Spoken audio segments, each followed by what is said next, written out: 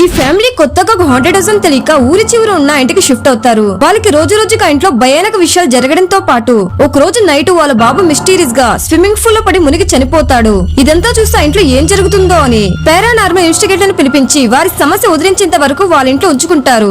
Because వాళ్ళ savings మొత్తం పెట్టి హౌస్ కొనుక్కుంటారు కాబట్టి. ఒక రోజు ఆ ఫ్యామిలీలోని వైఫ్ చనిపోయిన తన కొడుకుని మిస్ అవ్వడంతో ఆ బాబు రూమ్ లోకి రాగా అక్కడ ఎందుకో తన బాబు చనిపోయినా గానీ ఉన్నాడనుకుని అలవాటు కొద్ది బెడ్ కింద దాక్కున్నా లేదా అని చూస్తుంది. కానీ అక్కడ ఏమీ కనిపించకపోయేసరికి సాడ్ గా బయటకు వెళ్తుంటే సడన్ గా సౌండ్ రావడంతో వెనక్కి తిరిగి చూడగా అక్కడ ఆశ్చర్యంగా తన కొడుకు బొమ్మతో ఆడుకుంటూ కనిపించడం చూసి షాక్ అయ్యి నిదానంగా దగ్గరికి వెళ్లి ముట్టుకునే లోపు వెంటనే ఆ బాబు బెడ్ కిందకి వెళ్ళిపోతాడు. దాంతో బెడ్ కిందకు చూడగా అక్కడ రెండు భయంకరమైన కాలు బెడ్ పక్కన నిలబెట్టాలని చూసి పైకి లేచి చూస్తుంది. కానీ అక్కడ ఏమీ కనిపించదు. భయపడుతూనే మళ్ళీ బెడ్ కింద చూస్తే మాత్రం ఆ కాలు కనిపిస్తాయి. అలా ఆ లేడీ చూస్తుండగా ఆ కాలు బెడ్ పైకి ఎక్కినట్టుగా కనిపించడంతో నిదానంగా బెడ్ పైన అంతా చూస్తుంది. కానీ అక్కడ ఏమీ కనిపించదు. ఏదో తేడా కనిపించి బెడ్ కిందకు మళ్ళీ చూస్తే ఈసారి అక్కడ ఏ కాలు కనిపించవు.